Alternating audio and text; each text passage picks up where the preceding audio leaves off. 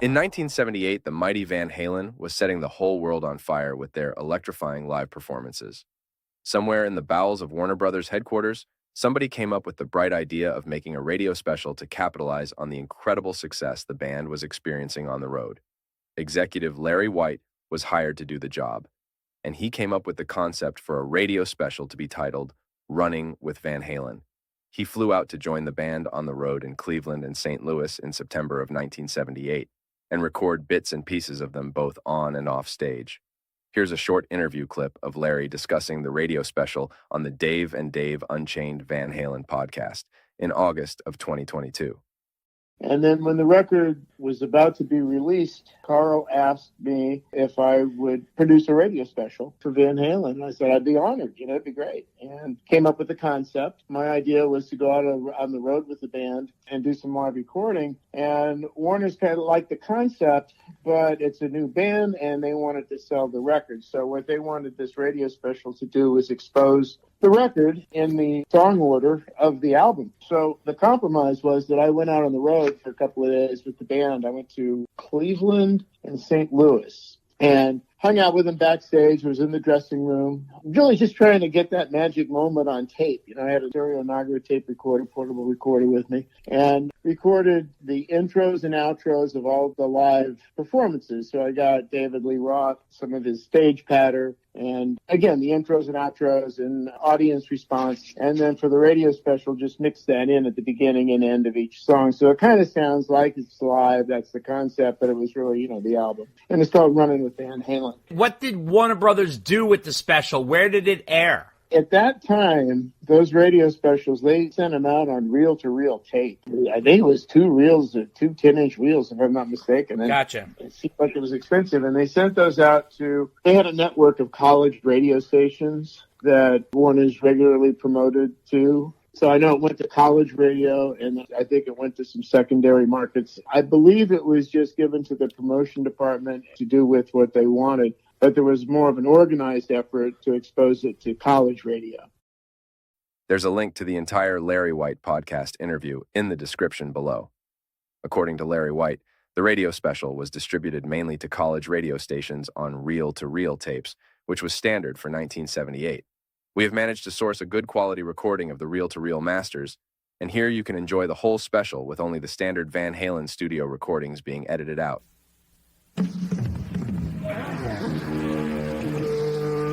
And now, Running with Van Halen. Van Halen was just like a local rivals, actually. I was in a kind of a junior high school type band, and the Van Halens, Edward and Alex, had their setup going, and Michael was across town with his own setup, just kind of high school kids trying to make rock and roll. And, one guy would want to be a lawyer or a doctor or something and move on, quit the band. And that's what our parents wanted. Yeah. And, it kept going on like that, until we found each other. We knew we had to, get together with other people who wanted to really get out and make records, get out and travel, get out and do something with the music, And that's difficult to find, and we were lucky that we found each other. We started playing backyard parties, high school functions, dances, churches, weddings, bar mitzvahs. We played everywhere we possibly could. And eventually we played in the bars, started getting into the bar scene, 45-minute sets a night, and it really got me. That was one of the 300 songs that we played at the bars by other people. We played the bars, but you can't play original material there, really. People want to dance, hey, I want to go dance. They don't want to be distracted by something they aren't familiar with. And so we started to rent little halls and throw these shows. We moved our backyard parties in where we would charge $1 a head into the halls. We rented to the Pasadena Civic, which is, of course, a hometown first. And we moved all over the Southern California area. We'd do it down in Orange County. We'd do it in the San Fernando Valley. We'd go out near San Bernardino, It wasn't all just one place, and we'd throw our own shows, put out flyers, posters. It's the only places we could really play our own music. Do a complete Van Halen show without playing other people's material. So we said, hey, if we're good enough to be as big as we really want to be, travel as far as we want, then we'll get discovered. We'll build our audience and people will talk and go, oh, hey, you got to see this band tomorrow night. I saw them last night. And then a friend of a secretary would tell somebody. And basically that's what happened with Warner Brothers is the word started to filter down. Hey, Van Halen's cooking around and so forth and so on. And You get the write-ups in the Times. yeah. Previous to that, Mo Austin, the president of Warner Brothers, and Ted Templeman, our producer to be, came and saw us one crummy Monday night. We were playing for free in a Hollywood bar. And There's about 10 people out there. yeah, and they saw us play, and they came backstage right away after the set and said, hey, let's sign. Our first album took us about 3.5 weeks, I'd say, and that's on the outside, closer to 3. The actual recording of the music and the singing took about 3 weeks, 3.5 weeks. Records were new to us. We didn't know. We figured, hey, all we can do is maybe try and reproduce Van Halen as it really is, which is our concept, very few overdubs, almost no studio wizardry done to it, and that we could go out and do it live and impress people live, which we had been doing for several years. But the record, we didn't know. We'll join Van Halen on the road after this. Here's Van Halen backstage and in concert. We went on our first United States tour with a couple of bands, Journey and Montrose. We were third bill in smaller halls, which were like 3,000 to 5,000 seats. And we've been continuing touring since that time. We've been around the world. We went through Europe, and we did England, 22 cities. We went to Japan for several weeks. Japan. Time to rock and roll. Watch out for the jam. Let's really bounce out for the jam. Yeah. I can totally relate to this, man. Like, this is the high point of my day and night, which usually runs in together these days and nights, With the high point of last night. The high point of last night is the point of tonight. See? I gotta take a piss. Yeah. Do you? You're the one about, two guys walking down the street. There was 2 guys walking down the street. See? An old Chinese proverb say, a man who walked down the street, not crazy, just feel nuts. That's that true. Here we go! Turn the shoe down!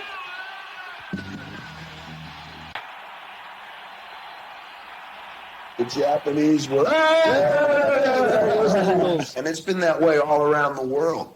Been to like Belgium and France, Holland, where a great many of the people don't understand what we're saying in between the songs on stage. They don't speak English, but they know what Van Halen is playing for you. And then they'll pick up the record, or they got it and came to see the live show. We played some incredibly out-of-the-way places. We played a little town called Popering in Belgium, which is like way out even from Brussels. We had to drive for hours through these little towns.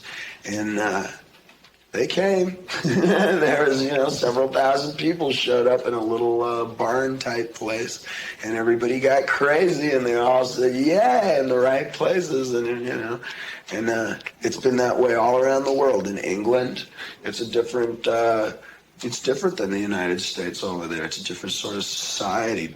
They treat their rock and roll a little more seriously over in England, and they sure treated Van Halen seriously. Get fans over there. They're hardcore fans for life.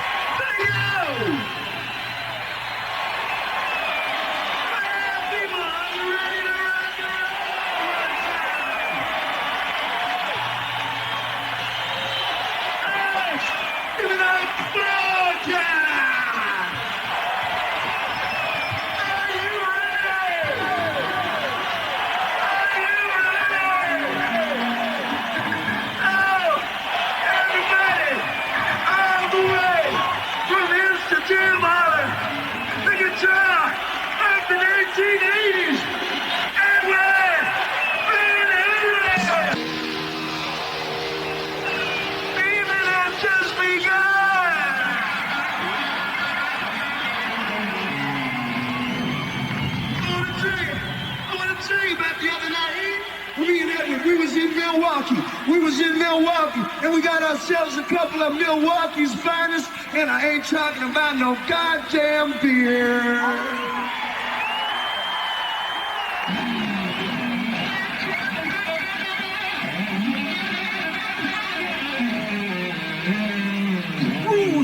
I told Edward I want the one with the blonde hair and blue eyes and the big personality, and I said, baby, come in.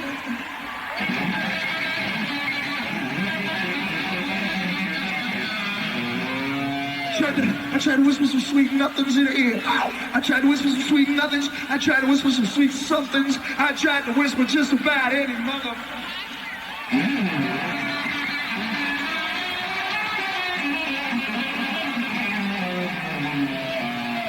Now, dig it, here's the good part. Only woman say, only woman say, only woman say.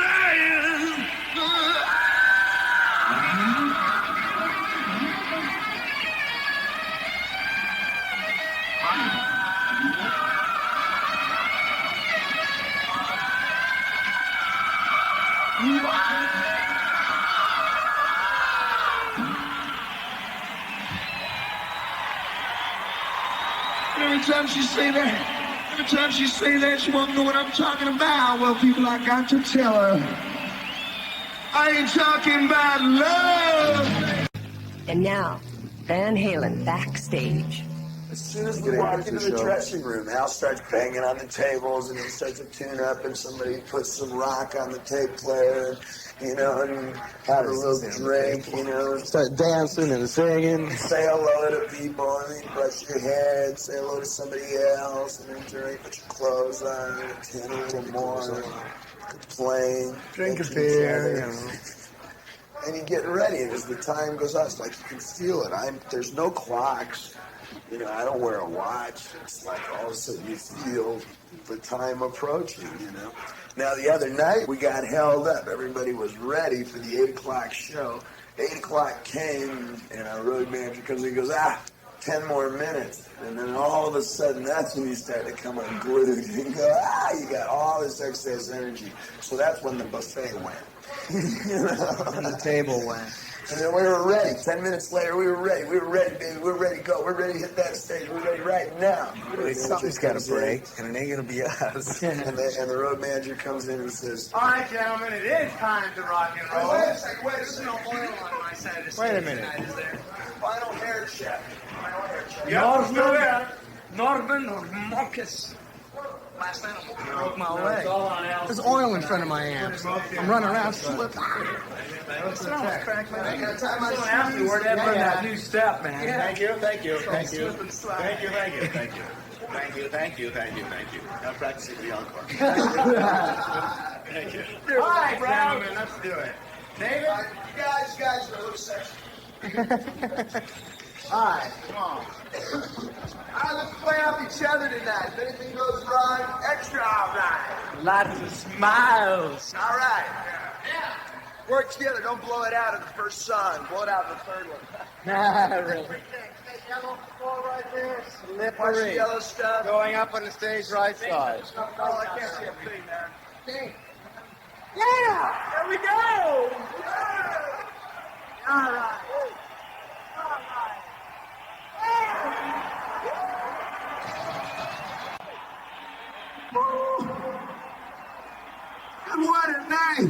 What a night so far. And we got our special Summertime's Big Supernatural program play here. So if the crowd be willing, and if the band be ready,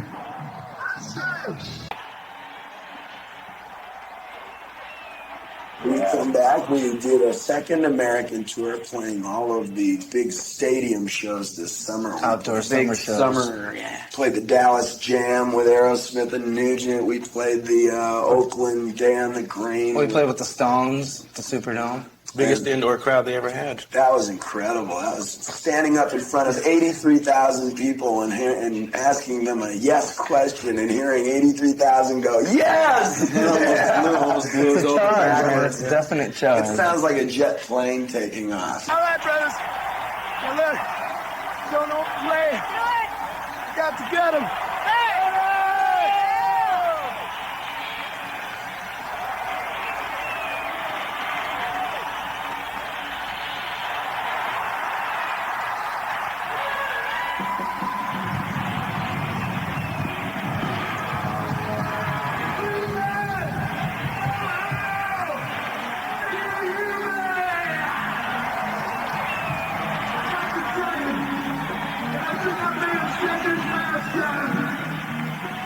You people in the Bang-A-Gonzo!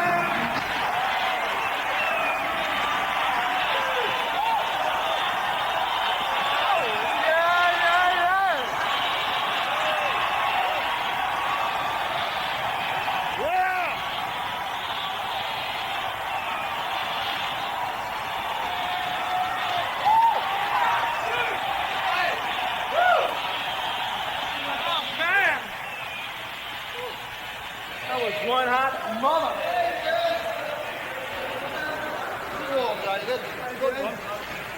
Good one. Osby, what's happening? Good crowd. You're looking good, man. Hot up there. Yeah, it's real hot up there. Are you going to use our fans? Yeah, go ahead, man. It's How you doing, up Oz? there. Oh, man. Lucky guy. It's warm out there. Hey, play on, man. You don't know what you're play on. Another one down.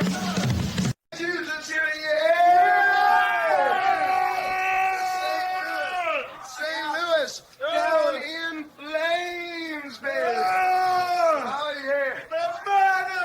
Bone crush. Yeah. Actually, we've all just been swimming. Al, you don't smell right. Have you taken a bath? What? Is there one missing? I was, what's that, one of your father's jokes? What are you? What are your mothers? Who's going to have a shot of Southern Comfort with us? Let's have a shot for St. Louis. Yeah. Detroit, Cleveland. guys. With a Jack Daniels back. Yeah, what a show. What a girl. Where are we going tomorrow? Where are we heading tomorrow? Kansas City. Yeah. Hey, I go to run up to Noel just before we hit the back of the stage. I go, what state are we in? I know it's St. Louis, but I want to yell a state. Mark gives me a look like, what do you ask me for, man? I mean, while he's going, oh my God, what state are we in? And the crowd's going crazy, and Mark's going, hey, man, don't bother me with that stuff. I guess that's a state of mind. My dad. So I ran up to, I'm running on stage, and he stops, asks some Joe by the side, says, hey, what state are we in? Kansas. The guy goes, the state of confusion. Everybody's screaming. State of high. Come here, Joe, here. How do you run the lights with that bottle in your hand? I try to have a nipple in each nostril. It's an important thing for the show. Not a lot of people aren't into it, but I really either in each nostril. If they're really not large enough, maybe an ear. You know. No, wait a second. Here. Do something serious here.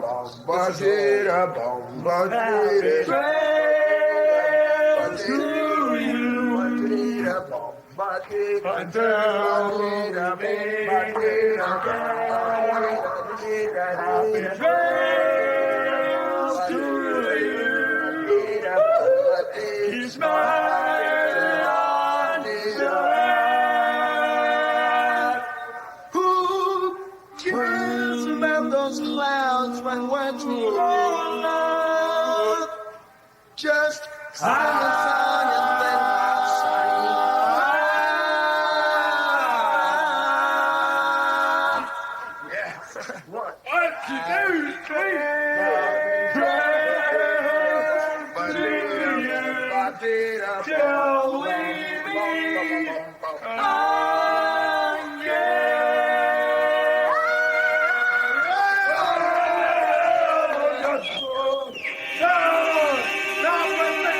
Running with Van Halen is a Warner Brothers music show production. Produced by Larry White. Executive producer Carl Scott. Engineer Don Elliott. Production assistant Nancy Wilkerson. Portions of this program were recorded live in Cleveland, Ohio and St. Louis, Missouri, USA. I'm Tita Kerman. I'm going to come see Van Halen again. Yeah, always. Van Halen's going to come see you. No doubt.